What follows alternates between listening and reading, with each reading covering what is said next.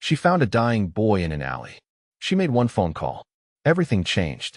Amara Okafor wasn't supposed to be on Morrison Street that night. The county hospital had been chaos. A 17-car pileup on the interstate had consumed every bed, every doctor, every ounce of her focus for 8 hours straight. She'd volunteered for the overtime, desperate to chip away at her mother's medical bills back in Lagos, where her younger siblings depended on her remote financial support.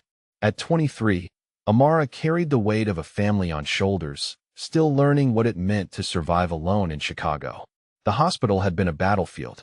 Paramedics wheeling in stretchers faster than the triage nurses could process them.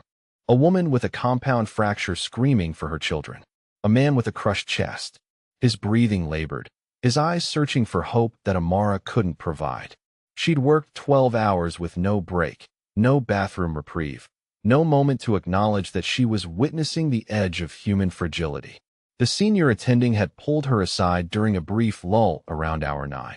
Dr. Ramirez was a woman who'd worked in emergency medicine for 23 years, who had seen everything the city could throw at human bodies, and she looked at Amara with something that might have been concern or might have been warning.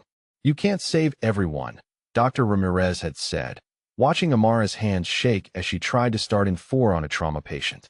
"The ones you lose will haunt you, but the ones you save, they're why you keep showing up." Amara had nodded, swallowing the exhaustion that threatened to overwhelm her and return to the chaos. The money didn't make up for it. Almost did, but not quite. She cut through the alley, not because it was smart, but because she'd done it 100 times before, and poverty doesn't grant the luxury of fear. The January cold bit through her scrubs. She'd forgotten her coat in her locker during the chaos of triage. Hadn't even thought to retrieve it before rushing out of the building. Her hands were raw from the hospital's industrial soap. Her feet ached from standing on concrete. Her mind was already calculating the deposit she'd make tomorrow. Another $2,000 toward her mother's treatment. The alley smelled like garbage and desperation. Like every alley in this neighborhood, a mixture of rotting food, human waste, and the particular odor of poverty that Chicago's wealthy neighborhoods never acknowledged. Street lights flickered overhead, casting shadows that moved like living things. Amara had learned to walk quickly through these spaces to keep her head down to make herself invisible. That's when she saw him. Not a pile of clothes, not discarded garbage. A boy's expensive winter coat draped like a funeral shroud across his shoulders. His dark skin turned ashen beneath the flickering security light. His breathing was shallow, wrong, the kind of wrong that made her nurse's instinct scream. The visceral recognition that death was present in this alley, that this body was in the process of shutting down. She didn't think. Her body moved on instinct, muscle memory overriding rational thought. She approached carefully. Never know who or what you might encounter in alleys. But when she saw his face, she saw only vulnerability. A teenager, probably 14, maybe 15. Expensive sneakers, designer watch. The kind of kid who grew up without understanding that the world could hurt him. Until now, she knelt beside him, her scrubs absorbing the dirty snow of the Chicago alley. She checked his pulse, weak, rapid, concerning. She started her mental catalog of symptoms, the clinical assessment her nursing professors had drilled into her during hundreds of simulated scenarios.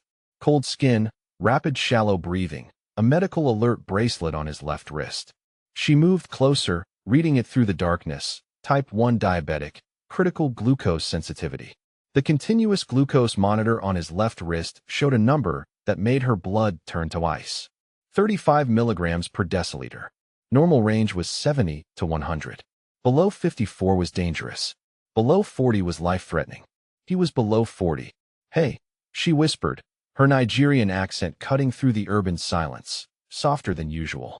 The way she learned to speak to terrified people in the air. "Can you hear me? Don't move. I'm a nurse. You're going to be okay." His pupils were dilating. Hypoglycemic shock. The brain was already suffering from glucose deprivation. If she didn't intervene in the next 5 minutes, he'd seize. Then brain damage, then death. The cascade was inevitable once it started. Amara's hands moved on muscle memory born from countless rotations through the hospital's endocrinology wing. She opened his designer backpack, her fingers searching with practice efficiency. She found the emergency kit, pristine, professionally organized, probably cost more than her monthly rent, and located the glucose tab dispenser. She placed 2 tabs under his tongue, supporting his head, keeping his airway clear. Then she waited 30 seconds, 60 seconds. His face was still gray. She was starting to consider her options. Would anyone in this neighborhood have a phone? Would 911 actually help in a place like Morrison Street? Would they even care about a kid like this? When his breathing began to change, deeper, more regular, the immediate crisis beginning to resolve, that's when she noticed the phone premium, obscenely expensive, the kind of phone that probably cost more than her entire wardrobe. The lock screen showed only one emergency contact displayed in bold white letters.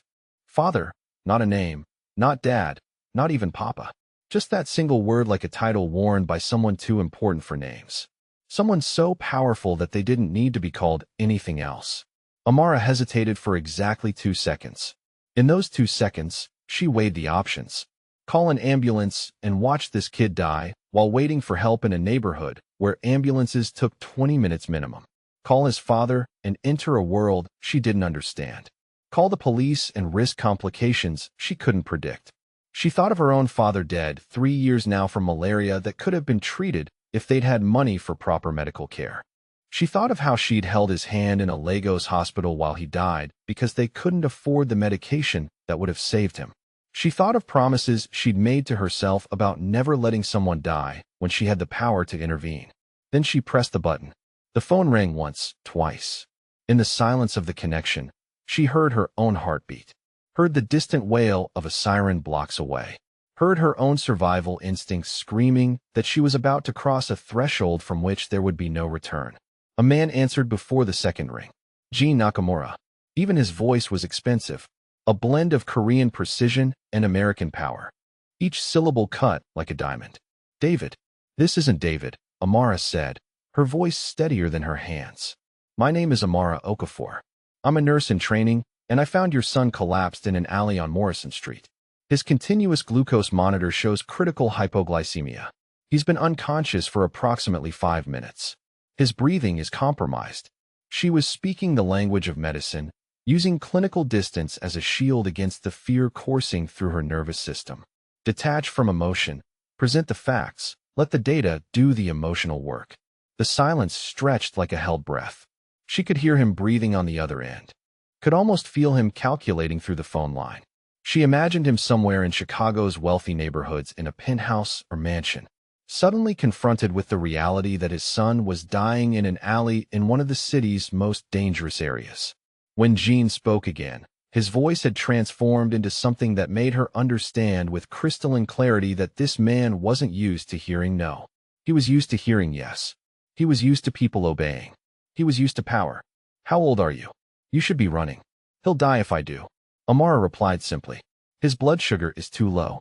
He needs more glucose, and he needs someone to stay with him until stay exactly where you are. Don't run. Don't call anyone else. I'm 8 minutes away. The line went dead. Amara's rational mind was already running calculations. This was how women disappeared in alleys. This was how good intentions led to trafficking statistics. This was how people like her, alone, foreign, and poor, became invisible until someone found their body in an abandoned warehouse months later. But the boy's breathing was getting worse. His lips were turning gray. His glucose would continue to drop without intervention. She administered another glucose tab, monitoring his vital signs with the portion of her brain that still functioned on clinical training. The rest of her mind was spinning through scenarios, each one worse than the last. She thought about texting her roommate, creating a record of where she was, but her phone had died hours ago during the chaos at the hospital. She stayed.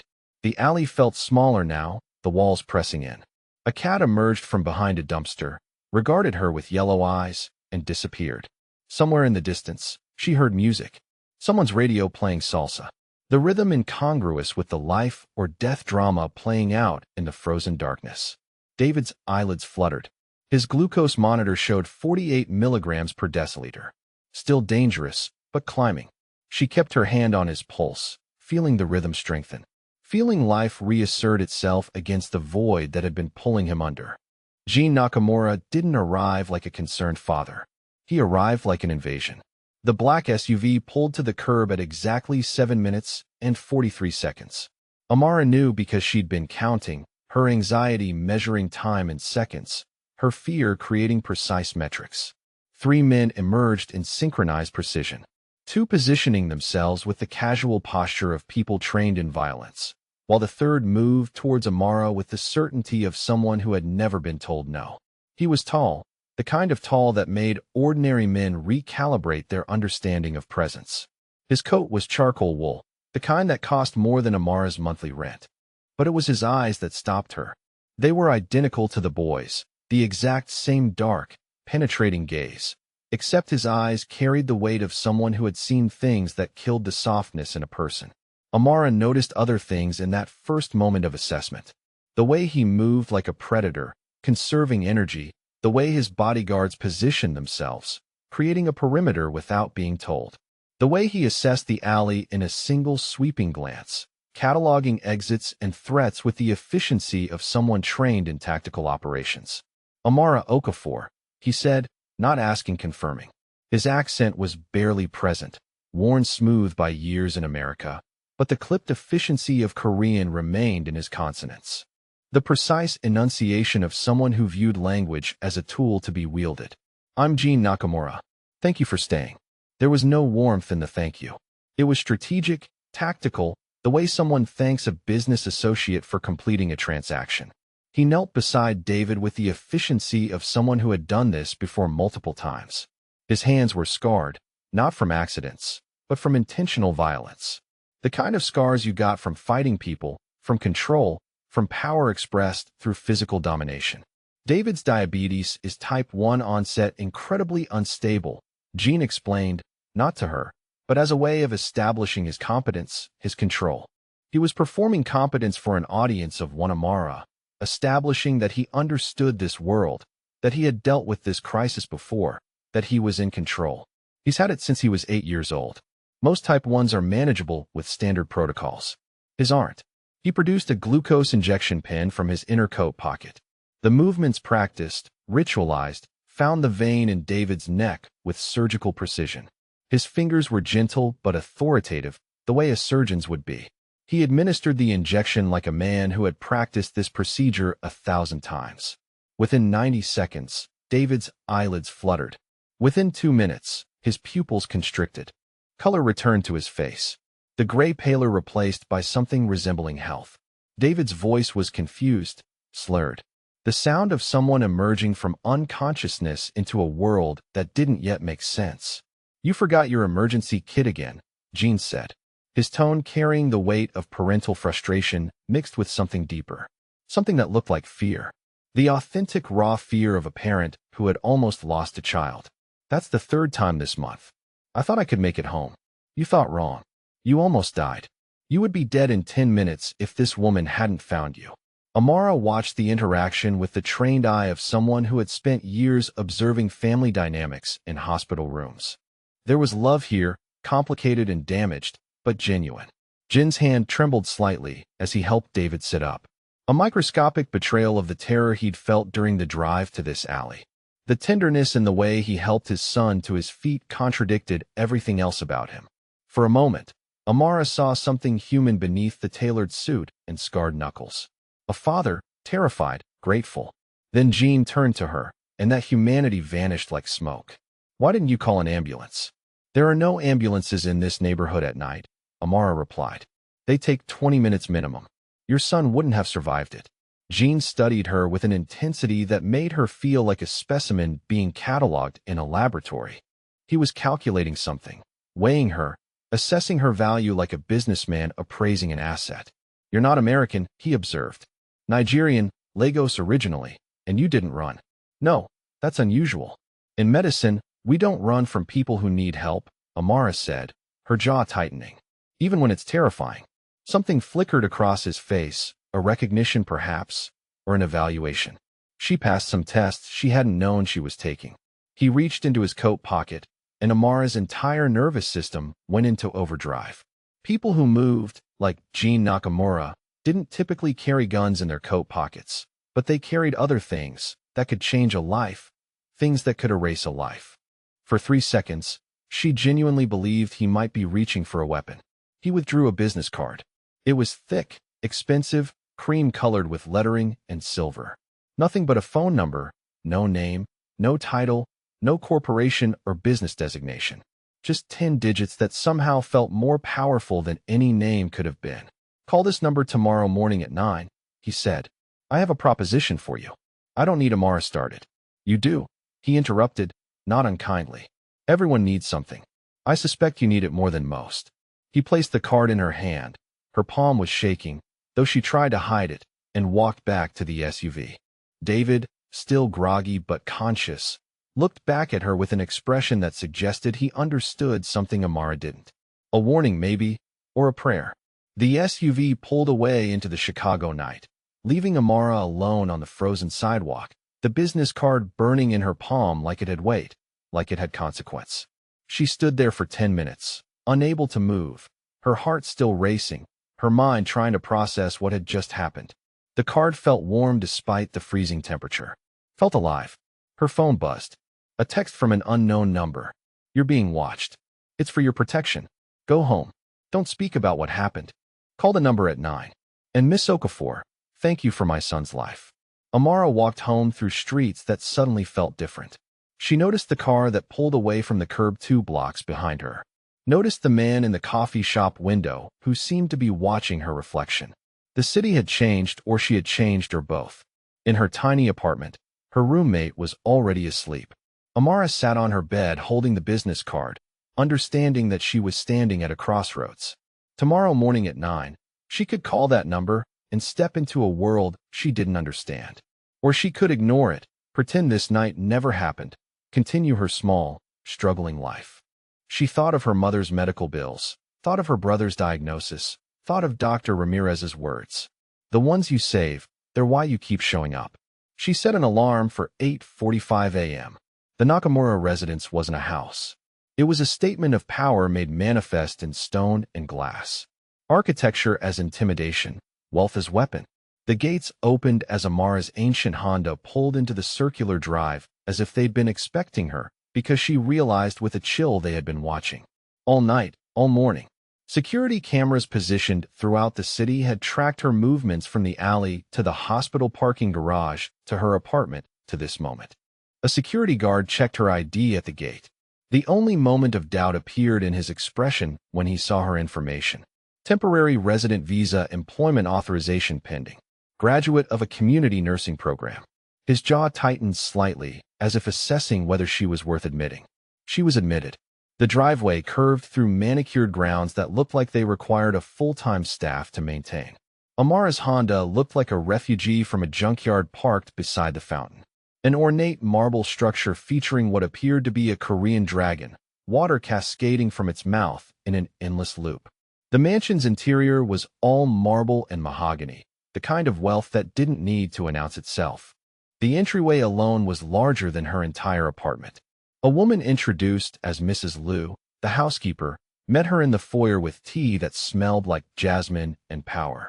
She was probably in her 60s, with a kind face of someone who had learned to survive in this household by becoming invisible.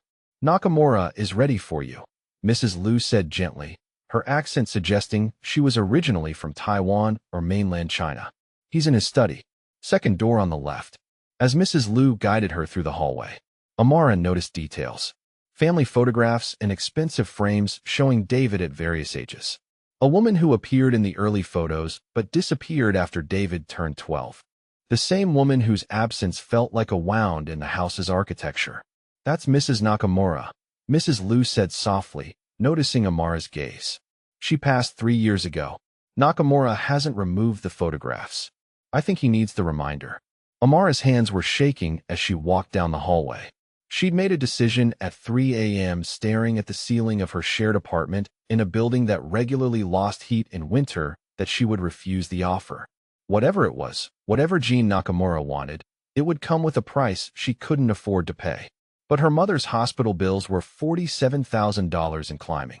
And her youngest brother had just been diagnosed with sickle cell anemia, and winter in Chicago was coming, and her apartment's landlord had already warned about the rent increase. And she was tired, so impossibly tired of struggling. So she walked into the study. Jean was on a video call speaking rapid Korean into a headset. He didn't disconnect, Instead, he held up one finger wait and continued his conversation, speaking in a language Amara didn't understand, though the tone suggested he was explaining a decision that others disagreed with. She heard shipment and Romano and what might have been resolved, but mostly the words were incomprehensible. The meaning, however, was clear. This was a man accustomed to making life-altering decisions, to having his orders questioned by people beneath him, to wielding power without apology. The study itself was a revelation. Floor-to-ceiling bookshelves filled with volumes in multiple languages. A desk that looked like it had been carved from a single piece of dark wood. Windows overlooking gardens that suggested an army of landscapers, and on one wall, a painting Korean traditional depicting what looked like a family ancestral ceremony. When he finally hung up, he turned to her with the full weight of his attention. "I'm going to ask you several questions, and I want honest answers," he began. "Not polite answers, not answers you think I want to hear. True answers." Amara nodded. "Do you have family depending on your income? Do you have debts? Significant debt?" She almost lied. The programming ran deep. Never show weakness to authority. Never admit vulnerability. Never let them know how desperate you are. "Yes," she said finally. "Very significant. Are you considering leaving Chicago?" This one made her pause. "Not if I can help it. This is where the opportunity is. This is where I can earn enough to matter." Gene leaned back in his chair. He was wearing a shirt with the sleeves rolled up, revealing the tattoo on his left forearm. Korean characters in black ink that she didn't recognize, but understood carried meaning. She would later learn it meant family above all. But in this moment, she only knew it represented something she didn't fully understand. "David's diabetes is unusually complicated," he explained. "He's had it since he was 8 years old, but 3 years ago, his condition destabilized significantly. His glucose levels fluctuate unpredictably. Standard management isn't effective. He requires constant monitoring, anticipatory intervention," and he paused, looking for the word compassion, not clinical distance, actual care. "What happened 3 years ago?" Amara asked, then immediately regretted the question. It wasn't her place. She was a potential employee, not a confidant. But Gene answered anyway. "His mother was murdered." The words landed in the room like a stone dropped into still water. Amara felt them ripple through her understanding of everything she'd observed. The protective intensity, the scarred knuckles, the security presence, the way he'd moved with the precision of someone who knew violence intimately. "A business associate tried to strike at me through her," Gene continued, his voice carefully controlled, each word measured. "He thought if he removed what I cared about most, he could control me. Instead, he created a man with nothing left to lose. He created a man willing to destroy everything. But David became something else. He became a reminder of what I'd failed to protect. And his condition worsened, as if his body understood that I'd failed him and decided to punish me further." Amara said nothing. This wasn't information meant for responses. This was confession, the kind people made when they needed to justify themselves to someone whose opinion might matter. His previous medical companion, a woman he trusted, recently accepted a position elsewhere. David refuses to accept a replacement. He's volatile, difficult, and he's currently in significant danger. Not just from his condition, but from— he paused again, calculating how much to reveal. "Other factors in my life." "What kind of factors?" Amara asked. "The kind you don't need to know about unless you accept my offer," Gene replied. "But you need to understand something, Miss Okafor. If you take this position, you will be embedded in a world that doesn't follow the rules you're accustomed to. A world where danger is not theoretical, where consequences are real, where the decision you make in the next 5 minutes could fundamentally alter the trajectory of your life." Amara's mouth was dry. "What's the offer?" "Live here. Be David's medical monitor. Manage his condition. Accompany him to school, medical appointments, and certain social functions. $180,000 per year, plus housing, food, and education support. You can continue your nursing degree through an accelerated program I've arranged. Upon completion of the contract, 2 years minimum, you'll have $360,000 in savings plus full sponsorship for permanent residency status in the United States." The number was obscene. It was generational wealth for someone like her. It was the answer to every prayer she'd whispered to a God she wasn't sure was listening anymore. It was also a trap, and she knew it. But it was a trap with a door she could actually open. "Why me? You could hire anyone." Someone with more experience. Someone less complicated because you didn't run, Jean said simply. Because you made a medical assessment in an alley at night alone with a stranger and you did your job. Because the most valuable trait in my world isn't credentials. It's moral character. It's knowing someone won't sell out when pressure arrives. It's recognizing that some people are incapable of abandoning someone in need. He leaned forward, his eyes boring into hers. I need to know David is safe, not with someone hired for a paycheck. With someone who would stay in an alley in the freezing cold and help a stranger because it's the right thing to do. Amara thought of her mother in Lagos lying in a hospital bed waiting for a surgery that costs more than Amara's annual income. Of her brother learning to live with a chronic disease. Of the apartment where she'd never felt warm enough. Where the landlord threatened eviction every month. Where hope was a luxury she couldn't afford. She thought of her father's death, of holding his hand while he died from something that could have been prevented with money she didn't have. She thought of the promises she'd made to herself about never being helpless again. I'll need to give notice at the hospital, she heard herself say. It's already been done, Jean replied. I have a very efficient administration. Your position here starts tomorrow morning at 6 a.m. Mrs. Liu will show you to your quarters. He turned back to his computer, already disconnecting from her psychologically, already moving on to the next calculation, the next crisis, the next opportunity to exert control. Amara stood, her entire body vibrating with the magnitude of what she just agreed to. She'd stepped through a door. There was no closing it. Miss Okafor, Jean said, not looking up from his screen. Don't unpack everything. The ability to leave quickly is a valuable skill in my household. David wasn't waiting in the study when Amara began work the next morning. He was in his bedroom, refusing to come down, his teenage defiance projecting through the mansion like a sonic weapon. The first morning, there was silence. The second morning, there was a text to his father. I don't need a babysitter. I especially don't need a babysitter. I've never met. Jin's response had been swift and devastating. Your glucose control has deteriorated. You nearly died in an alley. She's not negotiable. Accept it or lose your freedom. Your choice. But one comes faster than the other. David had not come down for breakfast. Amara spent those first 2 days learning the mansion's rhythms. Mrs. Liu taught her the household schedules, the places where Jean conducted business that she should avoid, the security protocols that govern movement throughout the property. She learned that the third floor was off limits except for specific personnel, that certain rooms were monitored by cameras at all times, that Jin's business associates arrived through a separate entrance and never crossed paths with David. She also learned that David's room was a fortress of teenage isolation. Gaming equipment, art supplies scattered across every surface, medical supplies organized with the precision of someone who had learned to manage their own survival. Amara found him on the second floor landing on the third morning, sitting cross-legged on the marble tiles. His continuous glucose monitor reading 187, elevated, likely stress-induced. He had his father's eyes, but not his restraint. Every emotion moved across his face like weather. Anger, fear, resignation, all cycling through in rapid succession. I'm not the enemy, Amara said quietly, sitting down beside him without being invited. A risk maybe, but she'd learned that teenage boys respond better to someone who doesn't treat them like problems to be managed. I'm a nurse who's been hired to help manage your medical care. That's all. You're a spy, David replied, not looking at her. Dad's trying to prove he can control everything. It's not enough that he controls Chicago's entire underworld. He has to control me, too. Amara processed this information carefully. Underworld, organized crime, the word she'd been avoiding, the implications she'd been suppressing. Okay, she said slowly.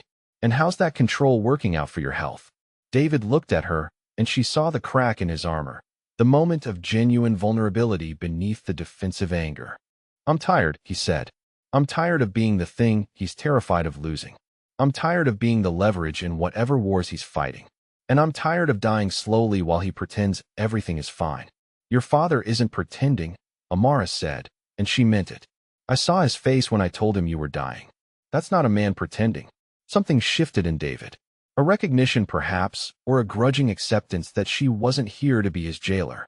They sat in silence for several minutes.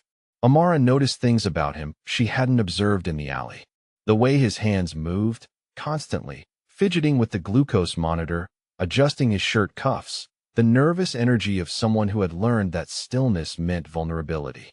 "There's a girl," he said after a long silence at the community college library. "She comes in on Thursdays around 6 p.m. Her name is Elena. She studies engineering. She's brilliant and funny and completely unaware that I exist, which is exactly how it needs to be." Amara understood what he was saying, what he was offering. "My father's people have been watching that library since I was 7 years old," David continued. "They photographed everyone who studies there. They've recorded every conversation. There's nothing on her. No connections, no vulnerabilities. She's clean, so she's safe. But only as long as I don't exist for her. The moment I matter to her, she becomes leverage." The tragedy of his life settled over them like snow. "What does she study?" Amara asked. "Mechanical engineering. She's designing prosthetics for children in developing countries. Something about accessible healthcare and reducing production costs." David's face transformed when he talked about her. The anger and fear replaced by something that looked like hope.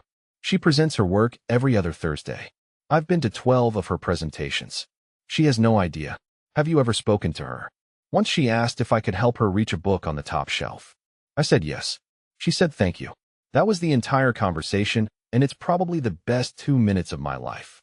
Amara felt her heart break for this boy who couldn't even experience a normal teenage crush without fearing for someone's safety. "I'll help," Amara said, "however I can." David looked at her, and for the first time his expression wasn't guarded. "Thank you for not running," he said. Over the next weeks, Amara learned the architecture of David's condition. His glucose didn't just fluctuate. It plummeted without warning, spiked from stress, responded to emotional states in ways that defied standard diabetic management. She learned that Thursdays were the hardest days when he went to the library to watch Elena present her work, and his glucose would drop from the stress of proximity. She learned that he tested his blood sugar 17 times a day, more than any diabetic she'd encountered. She learned that he slept with alarms set every 2 hours to check his levels. She also learned that he was brilliant, that his room was filled with sketches of architectural designs, mathematical equations, philosophical treatises written in margins of textbooks, that he spoke 3 languages fluently and was teaching himself a 4th, that his isolation had created space for a mind that consumed knowledge like oxygen. "Why architecture?" she asked one afternoon, finding him sketching what looked like a building design. "Because buildings last," David replied. "People die, power shifts, empires fall, but buildings remain. They outlive the people who created them. They become monuments to the fact that someone existed and made something that mattered." Amara thought about that answer for a long time. 6 weeks in, Amara understood the architecture of Jin's world. It was a kingdom of power maintained through violence, money, and information. Security personnel moved through specific routes at specific times, like a choreographed dance performed by men trained to kill. Business meetings happened in locked rooms on the 3rd floor. Phone calls were conducted in multiple languages: Korean, Mandarin, Russian, English. The scarred men who served as bodyguards carried weapons with the unconscious confidence of people trained to use them as extensions of their bodies. And Jean moved through it all with the authority of someone born to power, someone who had inherited violence the way other people inherit money. Amara also understood that she was being tested. The first test came when she overheard a conversation about a shipment complication at the harbor and a negotiation with the Romano family, not the housekeeper, a different family entirely going poorly. She said nothing. She didn't ask questions. She pretended she hadn't heard. The second test came when Jin's security chief showed her surveillance photos of 3 men photographing her former apartment building. "For your safety, Marcus," the security chief had explained, "we're ensuring nothing interferes with your ability to do your job." She said nothing. She didn't panic. The third test came at a spring charity gala where Chicago's elite gathered to celebrate their wealth while pretending to care about charity. It was theater, the performance of morality by people who had forgotten what morality meant. Jean had decided that David needed to be presented to Chicago society as healthy and stable, which meant Amara needed to be visible. A dress arrived in her quarters, emerald silk that probably cost more than her first month's salary. A note in Jin's precise handwriting for the gala. "You're necessary." The Romano family estate was a fortress disguised as a palace. Crystal chandeliers cast fractured light across walls that had witnessed centuries of Chicago's underworld politics. Waiters circulated with champagne that cost more per bottle than Amara's weekly salary. Chicago's elite circulated like sharks, scenting blood in the water, hunting for advantage, for weakness, for anyone who might be leveraged in their endless game of power. Amara stayed close to David, monitoring his glucose, watching for the signs of stress that made his blood sugar volatile. Gene moved through the room with predatory grace, his handshakes lasting exactly long enough to be cordial, his eye contact never wavering. She realized, watching him work the room, that this was his arena. This was where he hunted. Vincent Romano appeared during dinner, a man with the kind of smile that made her instinctively reach for David's hand. He greeted Jean with the false warmth of a longtime enemy, his movements calculated, his charm weaponized. "And who?" Vincent asked, his gaze finding Amara. "Is this fascinating addition to your household?" "Amara Watson," Jean replied, the lie delivered so smoothly that Amara nearly believed it herself. She was being renamed. She realized neutralized made less foreign, less other, less interesting. Jin's hand rested at the small of her back. And in that moment, Amara understood. She was being presented as his intimate. Not his lover, but someone close enough to matter, someone worth knowing about. It was a message written on her body, a claim staked in public. The orchestra began playing after dinner. David's hands were trembling. A glucose check confirmed what she already knew. 71 milligrams per deciliter and dropping. The sophisticated environment, the alpha predator circulating, the tension between his father and Vincent Romano, it was burning through his glucose like an accelerant. "We need air," she murmured to Jean, keeping her voice light. Professional, they made it to the terrace just as David's legs buckled. Amara worked methodically, her hands steady despite the audience from inside the ballroom. The other guests had noticed the young man's collapse, and they were watching with a hungry intensity of people witnessing scandal in the making. That's when Vincent Romano appeared in the terrace doorway, his expression predatory. "Well," he said softly, "isn't that interesting? Young David Nakamura suffering from what appears to be a serious medical condition. I wonder how many people would find that detail valuable." Jin's body went very still. The transformation was barely visible. A shift in his breathing, a tightening of his jaw, but Amara recognized it from her rotations. It was the body language of someone calculating how many people they'd need to kill. "Get David to the car," Jean ordered, his voice smooth as silk and twice as dangerous. Now the car ride home was silent except for Jin's phone calls. Each one delivered in clipped Korean. Amara didn't understand the language, but she understood the meaning. Contingencies were being activated. Plans were being modified. Someone was going to pay. In the foyer, Jean turned to her with an expression that was somehow worse than anger. It was calculation. "Romano's men have already begun investigating your background," he said without preamble. "Questioning your neighbors, photographing your former associates, accessing your medical school records, the apartment building, her study group, her faculty advisor." Amara asked, though she already knew. "Because you're connected to me, and in my world, connection is weakness." Jean moved to his study window, looking out at the Chicago skyline. "Romano believes that understanding you will give him leverage. That if he can find something in your past, something you're running from, someone you care about, he can use it to compromise me. My mother," Amara said quietly, "my siblings in Lagos. They're vulnerable. They will be protected," Jean replied.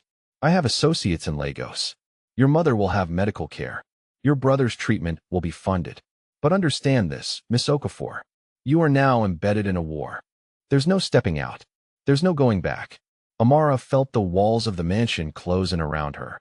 She'd made a choice in an alley on a frozen night, and now that choice was consuming her entire existence. "I didn't agree to this," she said, anger cutting through her fear. "I agreed to be a nurse."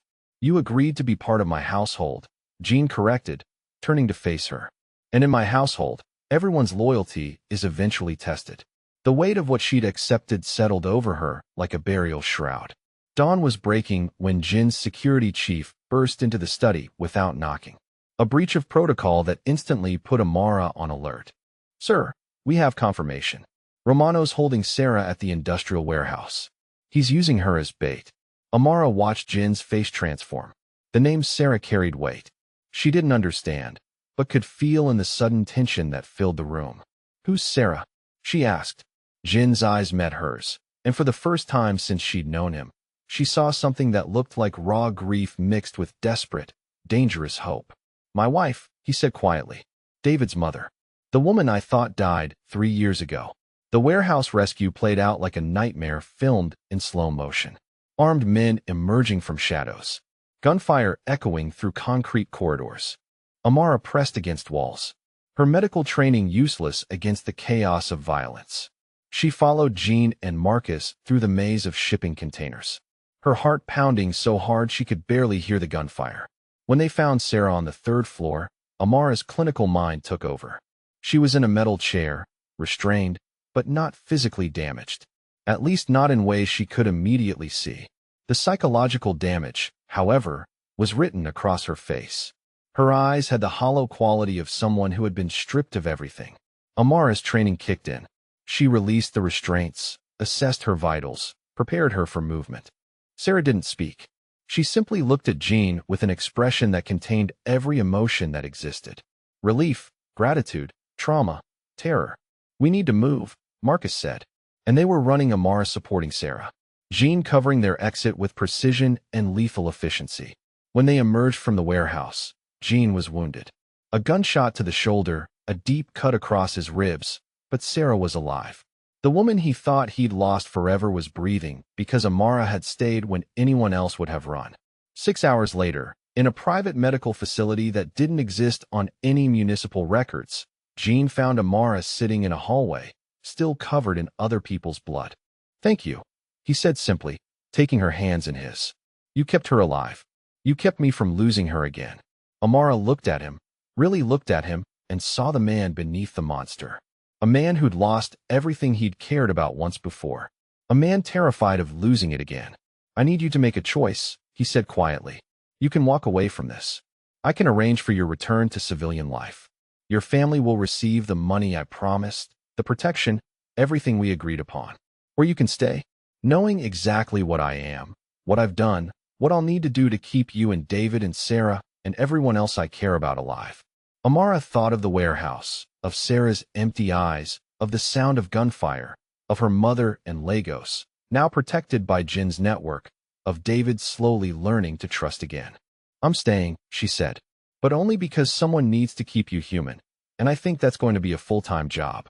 3 months later, Amara was sitting in the mansion's library when Jean entered with a proposition that was both generous and terrifying. "Sarah is recovering," he said. "David is learning to trust again. This household is becoming something that resembles a family, and I want to expand your role." He sat across from her, his expression vulnerable in a way she'd never seen before. "Stay," he whispered. "Not as David's nurse. Not as my employee. Stay because this house hasn't felt like a home until you were in it. Stay because you showed me there's more to strength than power. Stay because I need someone who reminds me every day that there are lines I shouldn't cross." Amara looked at him. This complicated, dangerous, broken man who had somehow become the center of a world she never knew existed. "I'll stay," she said, "but under one condition, that we build something different with David, not a version of you, not a power player in your empire. We give him the choice to be something else, something better." For a long moment, Jean said nothing. Then he nodded slowly. "Agreed," he said. For him, we built something different. Outside the library windows, Chicago stretched into the distance. A city of millions, each with their own story of survival, their own choices that changed everything. Amara Okafor had made hers in an alley on a frozen January night. And now she was building something new from the pieces of all their broken lives. It wasn't the life she'd imagined, but it was hers. And for the first time since leaving Lagos, she felt like she was exactly where she was supposed to be. The integration wasn't immediate. Sarah's recovery became a delicate dance of therapy sessions and careful conversations. Amara found herself mediating between a woman who'd spent 3 years as a captive and a son who'd grown up believing his mother was dead. The psychological damage ran deeper than any physical wound Amara had treated. Sarah would wake screaming at 3 a.m., her mind still trapped in concrete rooms and metal chairs. David would stand outside her door, glucose monitor climbing from the stress of hearing his mother's pain, but unable to comfort her because she flinched from male voices, even his. Dr. Sarah Chun, the trauma specialist Jean had hired, worked with Sarah twice a week in sessions that left everyone in the household walking on eggshells. The therapist explained that Sarah's captivity had been psychological warfare. 3 years of being told her family was dead, that Jean had moved on, that David had forgotten her. Vincent Romano hadn't just taken her body. He'd systematically destroyed her sense of self, her connection to reality, her belief that she mattered to anyone. Amara watched Jean navigate this minefield with the same strategic precision he applied to business negotiations. He understood that rushing Sarah's recovery would shatter her completely. Instead, he created space. He had Mrs. Liu prepare Sarah's favorite foods from before her disappearance. He left family photographs where she would see them, but didn't force conversations about the past. He spoke to her in Korean when English felt too difficult, and he never touched her without permission.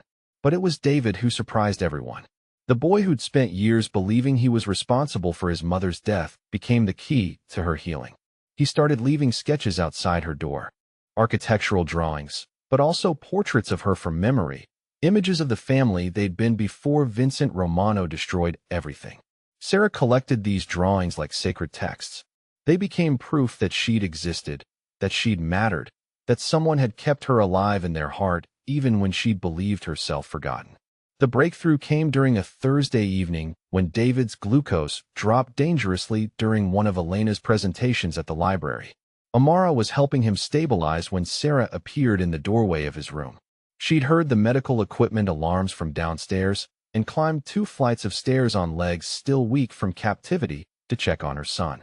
"I remember when you were 8, Sarah said quietly, watching Amara work. Your diabetes was just diagnosed, and you were terrified of the finger pricks. You used to hide in the closet during testing time. Jean would sit with you for hours, telling you Korean folk tales until you felt brave enough to come out." David looked at his mother with an expression of wonder. "You remember that?" "I remember everything," Sarah replied. "Every birthday party I missed, every doctor's appointment, every time you needed me, and I wasn't there. But I'm here now, and I'm not going anywhere." Amara stepped back and watched the first genuine conversation between mother and son in 3 years unfold.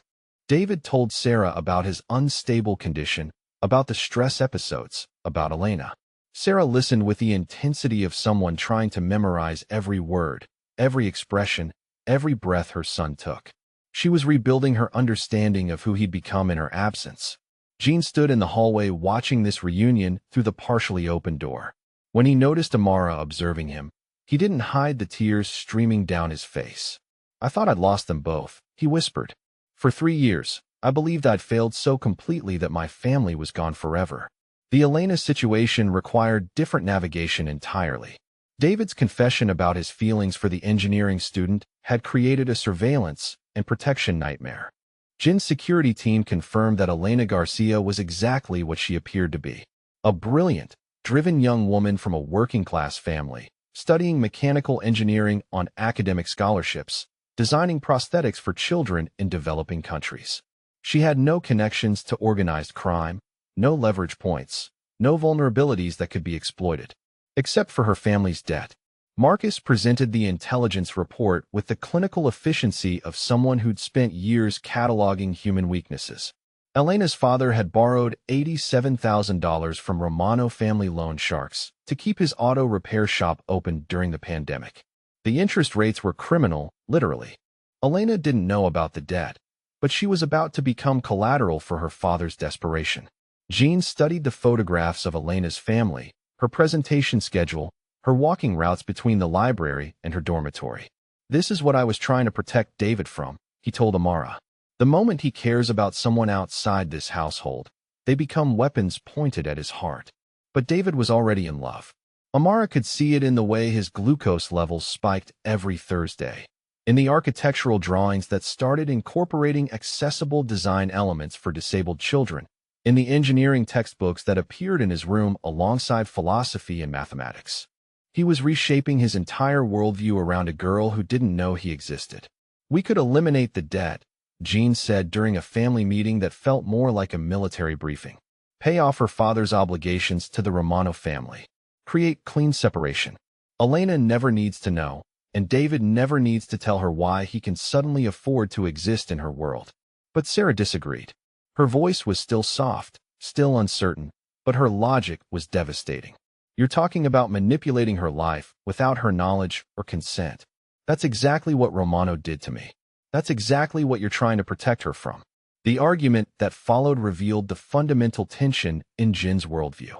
His desire to protect the people he loved consistently conflicted with their autonomy, their right to make their own choices, their need to exist as something other than chess pieces in his strategic calculations. Amara proposed a different approach. Let David approach Elena naturally. No surveillance, no financial manipulation, no interference.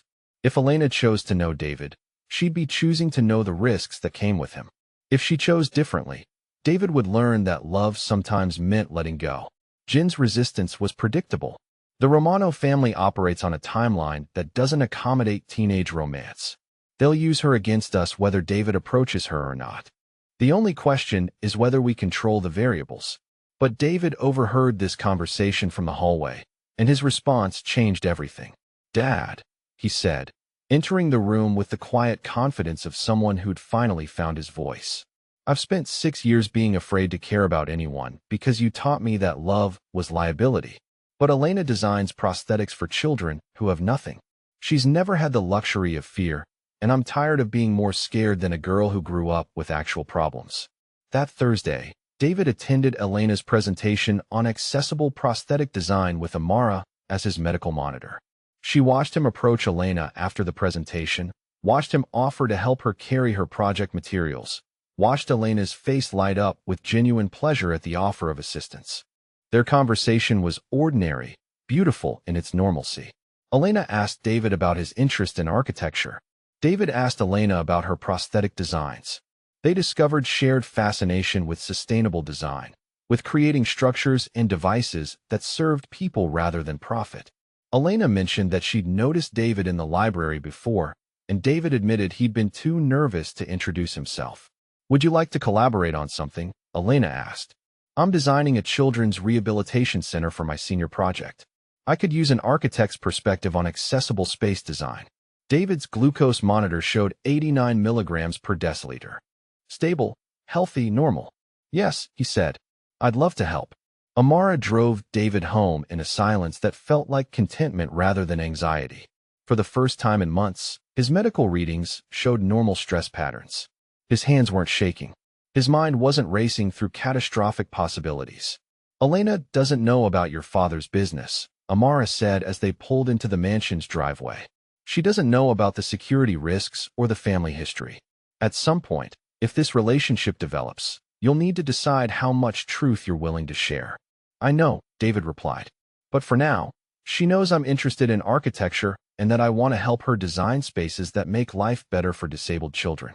That's enough truth to start with." Jean was waiting in the foyer when they arrived, his expression unreadable. "How did it go?" "She asked me to collaborate on her senior project," David said. "We're designing a rehabilitation center together." Jean nodded slowly. "And the Romano family debt?" "I don't know about that yet," David admitted. "But I want to. If Elena's family is in danger because of something connected to your world, she deserves to know. She deserves the choice of whether to stay involved with someone whose life puts her at risk." The business transition Jean had been contemplating for years suddenly became urgent. Vincent Romano's escalating pressure campaign had made it clear that legitimate competitors were less dangerous than criminal rivals. Jean began the complex process of moving his operations toward legal enterprises. Money laundering through real estate development. Legitimate import businesses replacing drug trafficking. Private security services instead of enforcement operations. The transformation required delicate negotiations with city officials who'd been bought and paid for, but now needed to be convinced they were backing legal enterprises. Jin's lawyer, a woman who'd spent 15 years helping organized crime families navigate federal investigations, presented the proposition with characteristic bluntness. "You're asking to go straight," Catherine Park said during a meeting in Jin's study. "Do you understand what that means? You're giving up 70% of your revenue stream. You're making yourself vulnerable to both federal investigation and criminal retaliation. You're betting everything on the possibility that legitimate business will provide enough protection for your family. Sarah participated in these meetings with the analytical precision of someone who'd spent years observing power structures from the perspective of victimhood. She understood Vincent Romano's psychology in ways that Jin's male advisors couldn't access. He doesn't want your territory, she explained. He wants your humiliation. He wants to prove that he can take everything from you the same way you took everything from his brother 12 years ago. The historical context emerged in fragments over several weeks. Jin's rise to power had involved eliminating Vincent's older brother Tony Romano during a territorial dispute over Chicago's harbor shipping operations. Jin had been 26, hungry, precise in his violence. Tony Romano had been established, comfortable, unprepared for an opponent who fought without rules. Vincent had spent 12 years planning his revenge. Sarah's kidnapping had been phase 1. The systematic pressure on Jin's legitimate businesses was phase 2. Phase 3 involved Elena, David, and the gradual destruction of everything Jin cared about. Mrs. Liu's revelation about her connection to Jin's family history added another layer of complexity to the household dynamics. During a quiet evening while Sarah was at therapy and David was working on his collaboration project with Elena, Mrs. Liu asked Jin to join her in the garden. "Your mother asked me to watch over you before she died," Mrs. Liu said in Korean. "She knew you would inherit your father's enemies along with his business. She knew you would need someone who understood both worlds." Jin had hired Mrs. Liu 20 years earlier believing she was simply an experienced housekeeper. He learned that evening that she'd been his mother's closest friend, that she'd been watching over his household for 2 decades as a promise to a dying woman, that she'd been protecting his family in ways he'd never recognized. Mrs. Liu had been the one feeding information to federal investigators when Jin's father became too violent, too unpredictable. She'd been the one ensuring that Jin inherited a criminal organization that was profitable rather than psychotic. She'd been the one teaching Jin the difference between power and cruelty when his father's example provided only lessons in destruction. "I stayed after your mother died because you needed guidance," Mrs. Liu continued. "I stayed after you married Sarah because she needed protection. I stayed after Sarah disappeared because David needed stability. Now Sarah has returned. David is finding his path, and Amara has become the moral center this household always needed. My obligation to your mother has been fulfilled." Jin understood what she was telling him. Mrs. Liu was preparing to leave. At 68, she wanted to return to Taiwan, to spend her remaining years with family she'd sacrificed for his protection. The conversation with Mrs. Liu forced Jin to confront the possibility that his entire transformation might depend on people who wouldn't stay forever. Amara had committed to helping David and protecting Sarah, but she hadn't committed to spending her life managing his conscience.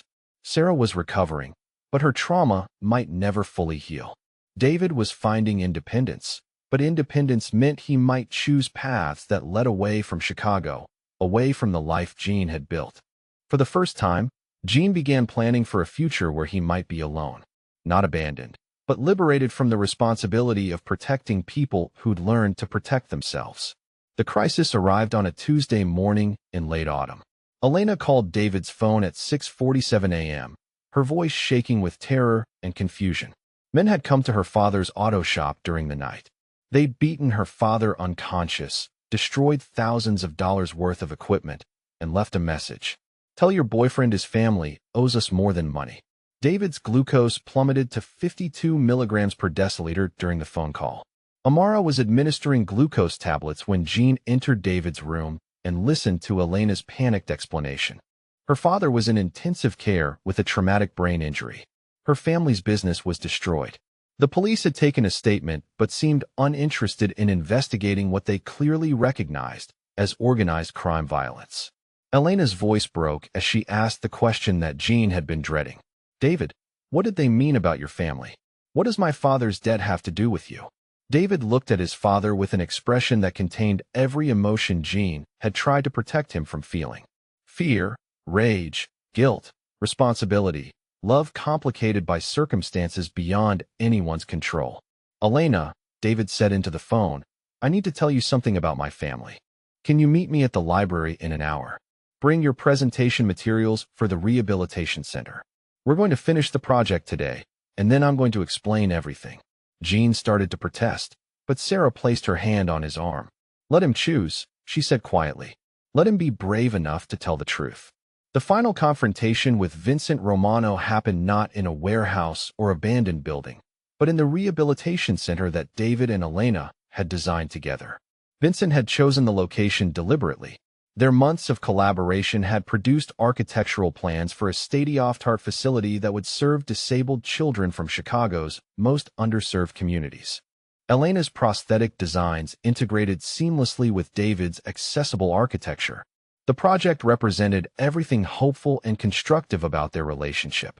Vincent Romano wanted to destroy hope. He'd taken Elena hostage during her morning run, using her as bait to draw Jean into a final confrontation. But Vincent had underestimated David's medical condition and Amara's protective instincts. When Jean arrived at the construction site with Marcus and his security team, he found David and Amara already there, both having followed Elena's GPS signal from her phone. David's continuous glucose monitor showed 34 milligrams per deciliter when they found Elena tied to construction equipment in the building's central atrium. The stress of seeing her in danger, of understanding that his family's violence had reached the person he cared about most, was killing him slowly. Amara worked to stabilize David's blood sugar while Jean negotiated with Vincent Romano. The conversation revealed the depth of Vincent's obsession with revenge, his willingness to destroy innocent people to inflict psychological damage on Jean. "You think you can go legitimate," Vincent said, his voice echoing through the unfinished building. "You think you can pretend you're not what you are. But I know what you did to Tony. I know how you built your empire on my family's blood. This girl, your boy, they're going to pay for what you took from me." Elena's voice cut through the standoff with startling clarity. "You're Vincent Romano," she said, recognizing him from news coverage of organized crime investigations.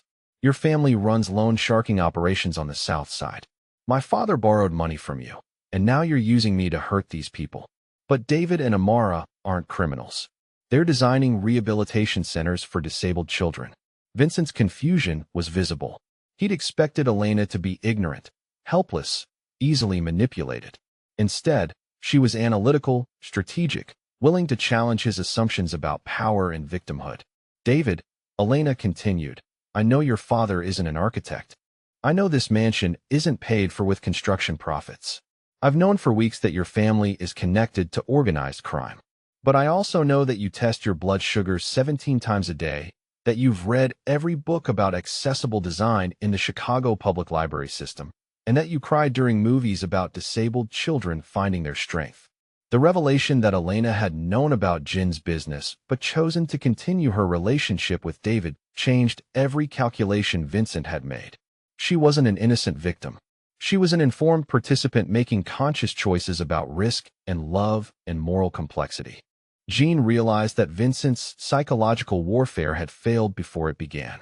Elena couldn't be shocked by information she already possessed. She couldn't be turned against David by revealing secrets she'd already discovered and accepted. Amara used Vincent's moment of confusion to move closer to Elena. Medical training overriding fear as she assessed Elena's physical condition and began planning her rescue.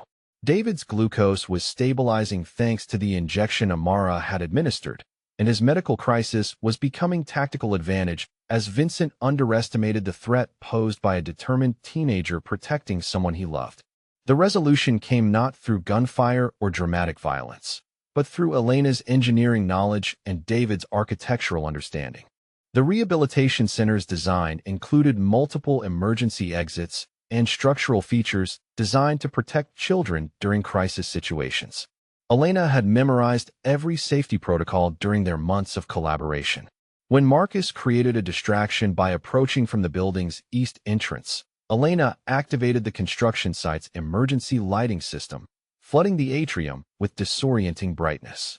David, using his knowledge of the building's layout, guided Amara and Elena toward the most secure exit route, while Jean and his security team contained Vincent Romano. The aftermath involved federal investigators, medical treatment for Elena's minor injuries, and David's full disclosure to Elena about his family's history and current legal transition. Elena listened with the same analytical attention she applied to engineering problems. She asked questions about Jin's business transformation, about the family's plans for legitimate enterprises, about the long-term risks and benefits of continuing their relationship. David, Elena said during their conversation in the hospital waiting room where Jean was receiving treatment for injuries sustained during the confrontation, I need you to understand something about my family. We've been poor for generations. We understand survival. We understand moral complexity, and we understand that good people sometimes make compromising choices when protecting the people they love. She paused, organizing her thoughts with the precision that made her such an effective engineer. Your father is transforming his business into legal enterprises. Your mother is recovering from trauma that would have destroyed a weaker person. You're managing a medical condition that could kill you while designing buildings that will help disabled children live better lives. These aren't the characteristics of a criminal family. These are the characteristics of people who refuse to let circumstances define their possibilities. I want to keep designing the rehabilitation center with you. I want to see if our collaboration can become something permanent. But I need to know that you're choosing rehabilitation over revenge, that you're choosing construction over destruction, that you're choosing to build something better than what you inherited. David's answer was immediate, certain, uncomplicated by the fear that had governed his emotional life for years. I choose you, he said. I choose the work we do together. I choose building something that helps people instead of hurting them. 6 months later, Amara stood in the completed rehabilitation center during its opening ceremony. Children with prosthetic limbs designed by Elena were navigating architectural spaces designed by David. Jean had funded the project through his legitimate real estate development company. Sarah had contributed therapeutic insights from her recovery process. Mrs. Liu had returned from Taiwan for the ceremony, bringing traditional Korean blessings for new beginnings. Vincent Romano was serving a 15-year federal sentence for kidnapping, extortion, and racketeering. Jin's cooperation with federal investigators had accelerated his business transition and provided protection for his family. The compromise wasn't perfect, but it was workable, sustainable, and oriented toward construction rather than destruction. Amara watched David and Elena presenting their collaborative project to families who would benefit from their work. The rehabilitation center represented everything she'd hoped to build when she'd made that phone call in a frozen alley. It was healing made manifest in steel and glass, hope engineered into accessible spaces, love transformed into practical service for vulnerable children. Jean approached her during the ceremony, his expression containing gratitude and recognition in something that looked like peaceful resolution. You kept your promise, he said. You helped me become someone better than I was. We all kept our promises, Amara replied. David chose healing over fear. Sarah chose recovery over victimhood. Elena chose truth over safety. You chose transformation over revenge. Mrs. Liu chose to trust that her guidance had prepared us to choose well. And you, Jean asked, what did you choose? Amara looked around the rehabilitation center, at families discovering hope, at children learning that disability didn't mean limitation, at young love building something constructive from the pieces of broken systems. I chose to stay, she said, not because someone needs to keep you human, but because someone needs to witness what people can build when they choose healing over hatred. Outside the rehabilitation center windows, Chicago stretched into the distance. A city of millions, each with their own story of survival, their own choices that changed everything. Amara Okafor had made hers in an alley on a frozen January night. David Nakamura had made his in a library during collaborative sessions with an engineering student who refused to be intimidated by moral complexity. Elena Garcia had made hers in a partially constructed building where truth proved stronger than manipulation. Jean Nakamura had made his in a study where he chose transformation over the comfortable violence of his inherited power. Sarah Nakamura had made hers in a hospital bed where she decided recovery was worth the pain of rebuilding everything she'd lost. Mrs. Liu had made hers in a garden where she chose to trust that guidance given in love would flourish long after the guide departed. They were building something different from the pieces of all their broken lives. Not the life any of them had imagined, but a life that belonged to all of them, constructed from choices that prioritized healing over harm, truth over comfort, love over fear. And for the first time since that frozen January night in an alley, Amara felt like she was exactly where she was supposed to be. Not because circumstance had trapped her, but because choice had liberated her. Not because someone needed saving, but because saving each other had taught them all how to save themselves. The The rehabilitation center would serve thousands of children over the coming years. David and Elena's collaborative approach to accessible design would influence architecture programs across the country. Jin's business transformation would provide a model for other criminal enterprises seeking legitimate alternatives. Sarah's recovery would inspire trauma survivors throughout the Chicago area. But Amara knew that the real success wasn't measured in buildings constructed or lives transformed or communities served. The real success was measured in the choice they'd all made to build something better than what they'd inherited, to choose healing over harm, to transform the wreckage of their separate tragedies into the foundation for shared hope. They'd found each other in an alley on the coldest night of the year, and they built something warm enough to shelter anyone who needed protection from the storms that life creates. It wasn't perfect, but it was theirs. It wasn't safe, but it was honest. It wasn't the ending any of them had planned, but it was the beginning they'd all needed. And sometimes, Amara thought as she watched families discovering hope in the space she'd helped create, sometimes the best stories don't end. They just become strong enough to support whatever comes next.